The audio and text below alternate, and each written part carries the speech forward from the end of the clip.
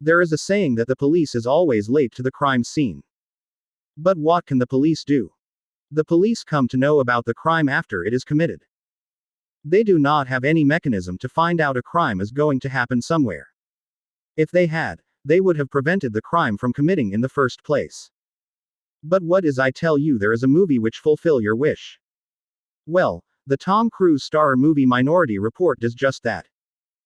The movie is a sci-fi criminal suspense thriller which takes you all the way to 2054 and shows you the world in which it is possible to know if someone is going to commit a crime. The movie takes you to an interesting journey with lots of twists and turns, and you will find yourself glued to your chair in this nail-biting sci-fi thriller. It is 2054 and murders and other crimes in the United States have increased by leaps and bounds.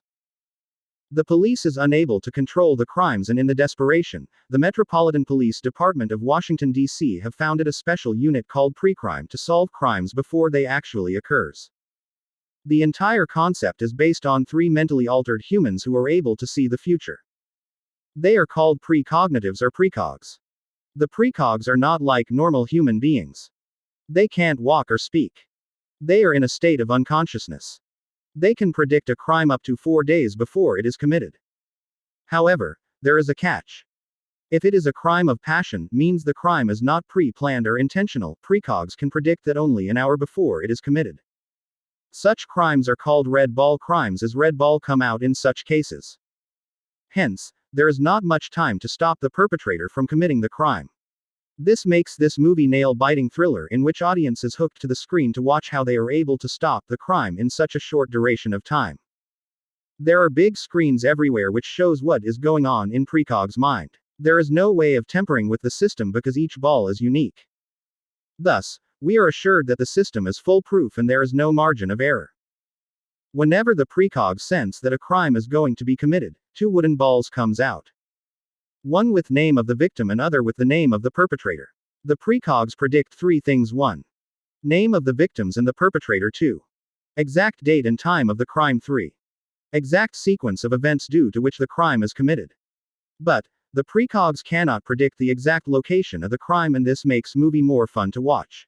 The head of the task force, John Anderton, played by Tom Cruise, process the image from precogs' vision to pinpoint the exact location of the crime. When they are sure about the location, a team reaches the location by special aircrafts to stop the crime.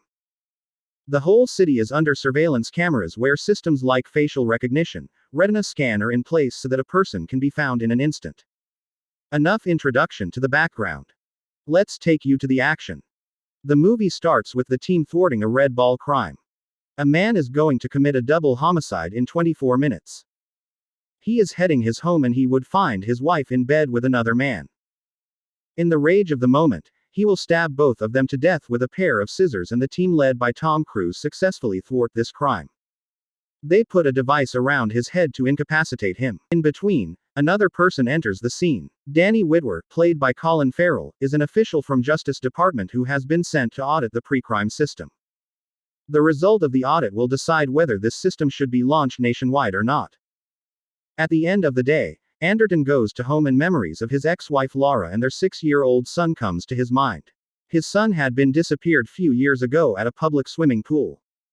Anderton is also addicted to Neuroin, an illegal drug. Whitwer starts his official tour of the pre-crime the next day. He questions the ethics of the precogs.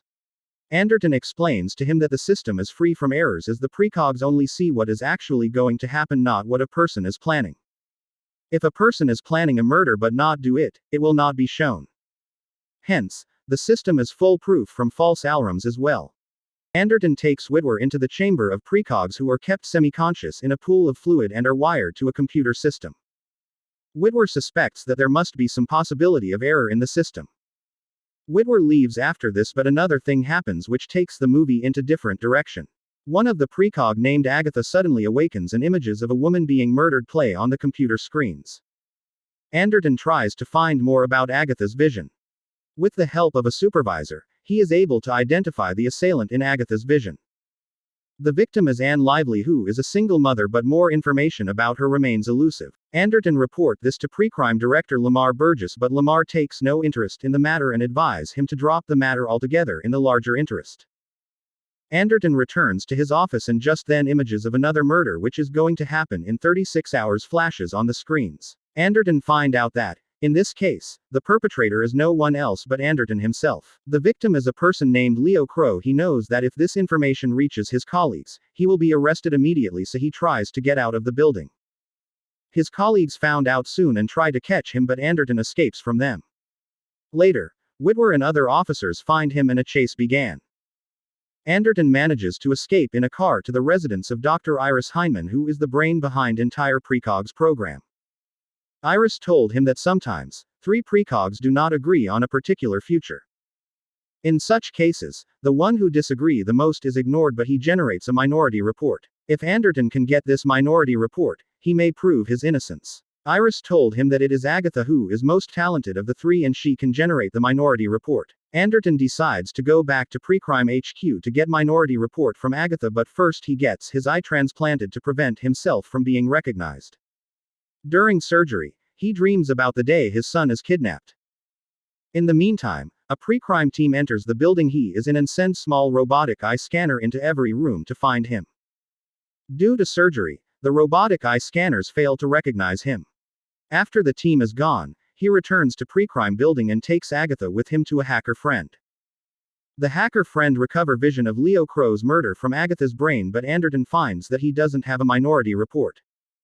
Suddenly, there is another vision of someone drowning in Agatha's brain, but at this instant, a pre-crime team enters the building. Anderton again escapes with the help of Agatha and tracks down Leo Crow. Crow is not at home, but Anderton finds photos of children including that of his son in Crow's house and realizes that he is really going to kill this person for kidnapping his son. The vision was correct. Agatha pleads with Anderton to not commit this murder. In the meantime, timer in Anderton's watch goes off indicating that the time of the murder is over. Anderton left the intention of killing Crow, but Crow confessed that these images are doctored and he was paid a hefty amount to let Anderton kill him. If Anderton doesn't kill him, he won't get the money, and he takes the gun from Anderton's hand and shoots himself. Anderton and Agatha flee the crime scene when pre-crime team along with Whitwer arrive there. The Whitwer mention lively case to Lamar and the precog's vision of that murder. Whitwer noticed that there is slight difference between the visions of murder of the three precogs. Agatha's vision is very different from that of others, and Whitwer is able to deduce what happened that day. Whitwer tells Lamar that the murder of Anne Lively took place 2 different times. First there was a vision of murder and the potential culprit was arrested. But then another person kills her exactly the same way. The officials of precrime thought that other vision was just the echo of the first one and ignored it. That's how the murderer got away with it. Whitwer suspects that only an insider can fool the system in such a way, hence the killer is an official of precrime.